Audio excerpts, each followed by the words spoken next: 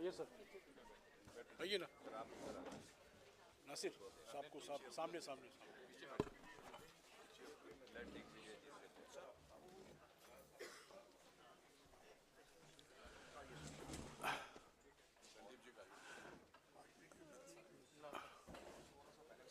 नमस्कार साथियों, आज हमारे बीच नेता प्रतिपक्ष राज्यसभा और कांग्रेस अध्यक्ष सम्मानित मल्लिकार्जुन खड़गे जी मौजूद हैं। उनके साथ हमारे वरिष्ठ सांसद लोकसभा के और राज्यसभा के भी हैं। मैं अभी खड़गे जी से गुजारिश करूंगा कि वो आपको संबोधित करें।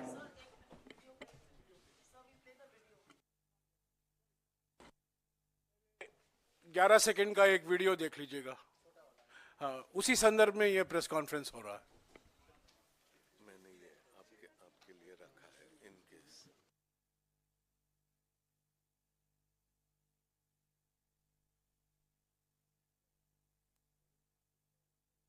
अम्बेडकर अम्बेडकर अम्बेडकर इतना नाम अगर भगवान का लेते तो 7 जन्मों तक स्वर्ग मिल जाता। अभी एक फैशन हो गया है, अम्बेडकर अम्बेडकर अम्बेडकर अम्बेडकर अम्बेडकर अम्बेडकर इतना नाम अगर भगवान का लेते तो 7 जन्मों तक स्वर्ग मिल जाता।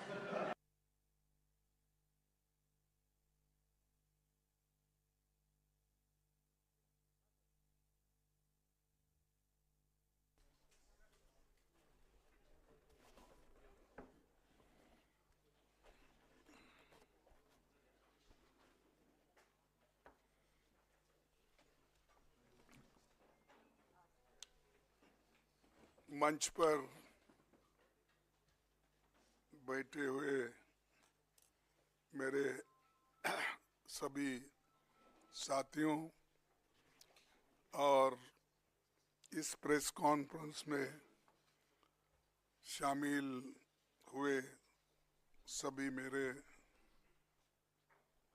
दोस्तों और पूरे प्रिंट मीडिया के भी और चैनल के भी जितने भी लोग यहाँ आए हैं, उन सब का मैं कांग्रेस पार्टी के ओर से स्वागत करता हूँ और आप सभी को धन्यवाद भी देता हूँ। आज हमने जो प्रेस कॉन्फ्रेंस बुलाई है, इसका मकसद ये है कि परसों से जो डिबेट संविधान के 75वें साल के जो एक उसका जर्नी बोलो, इतिहास बोलो, उसके बारे में एक डिबेट हो रही थी और डिबेट के समय सारे पक्ष के लोग अपने अपने मुद्दे रखे। संविधान के बारे में कोई अच्छा बोला, किसी ने उसको तोड़ मोड़ के और किसी ने तो अपने उसको एक टॉन्ट मारने के दृष्टि से भी बात किया गया। तो हम ये चाहते थे कि संविधान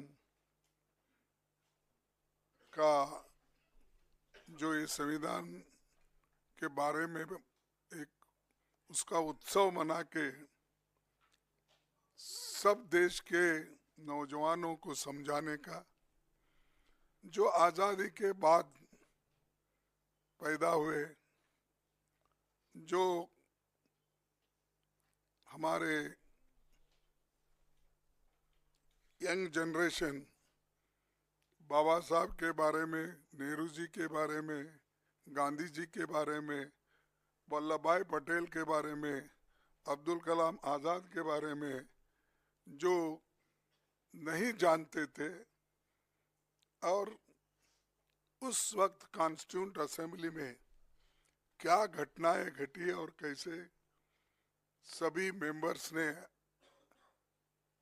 अपनी सलाह उसमें रखी, इसका एक चिंतन और मंथन हो जाए और सारे देश के जनता को, युवाओं को ये मालूम करने के लिए सब लोग बढ़ चढ़ के हिस्सा लिया।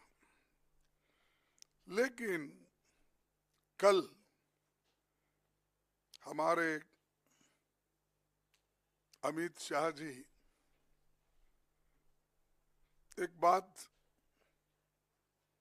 उन्होंने कही जो बहुत ही एक कंडेमेबल है। ये दुर्भाग्य है हमारा देश का कि किसी भी एक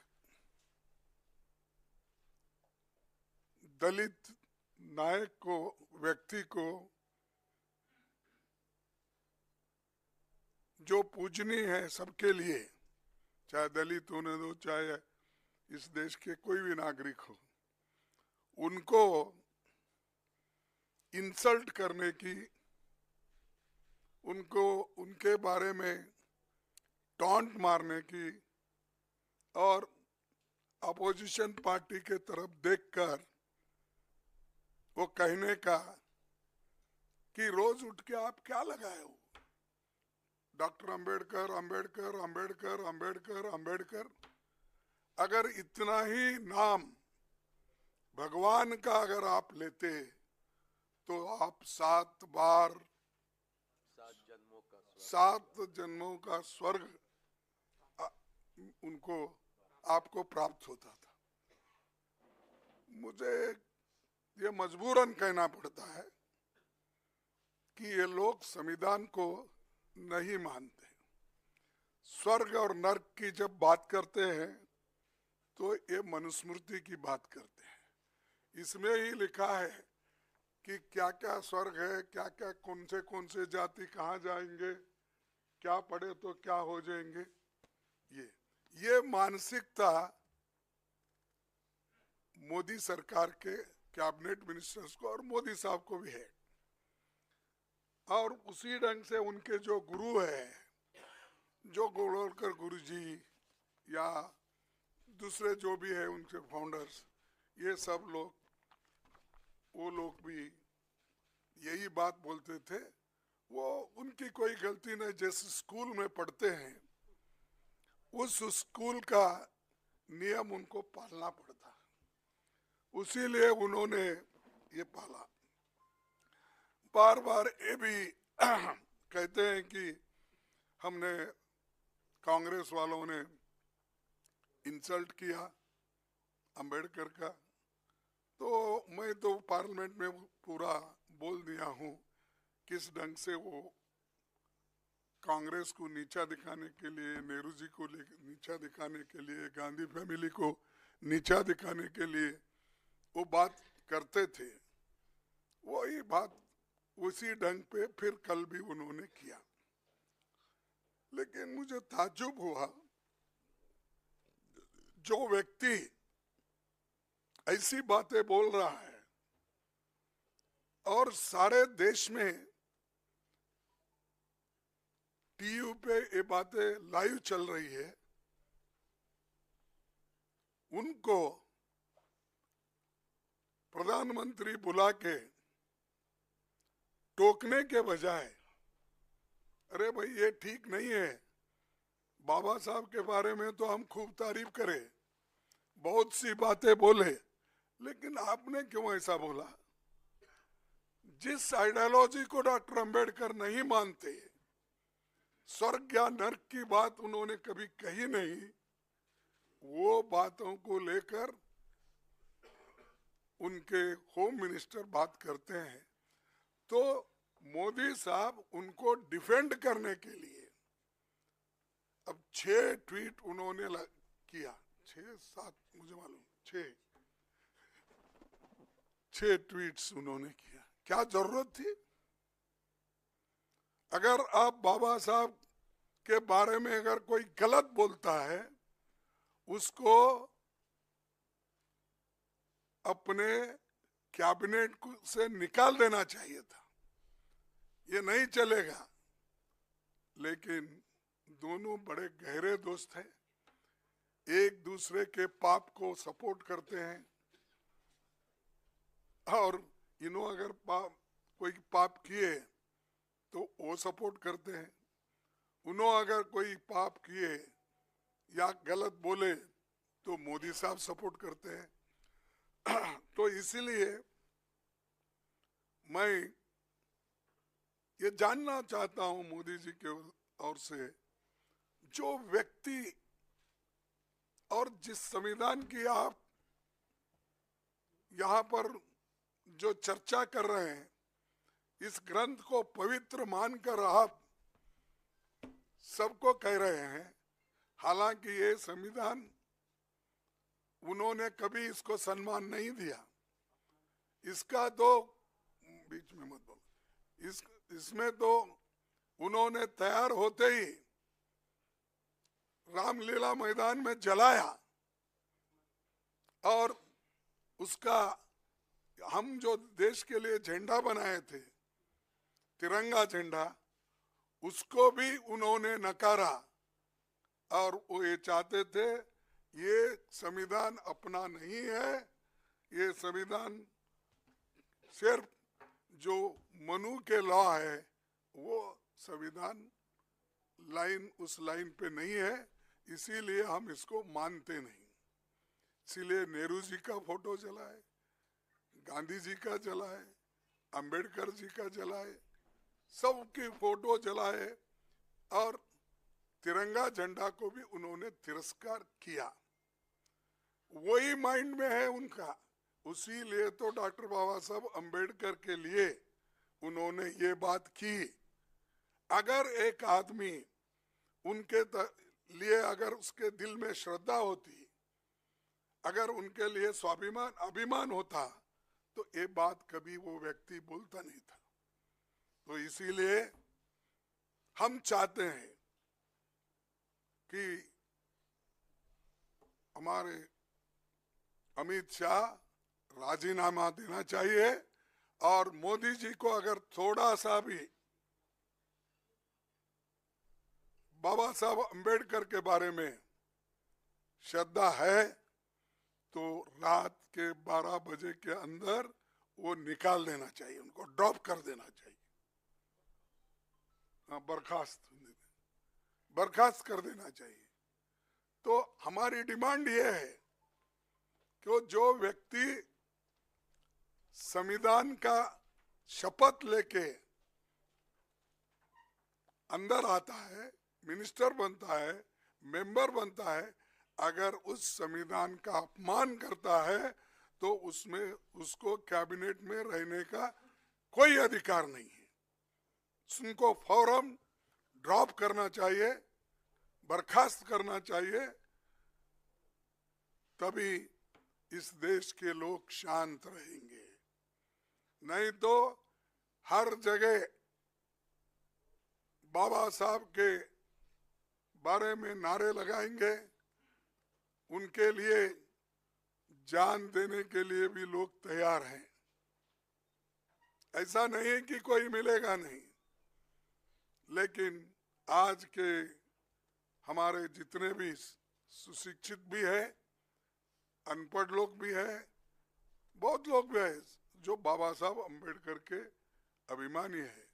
वो जात पात का सवाल नहीं है, बाबा साहब अंबेडकर सबके हैं, वो बैकवर्ड के भी हैं, और जो अति पिछड़े हुए लोग हैं, इकोनॉमिकली जो वीकर है, ये सभी लोग उनके हैं।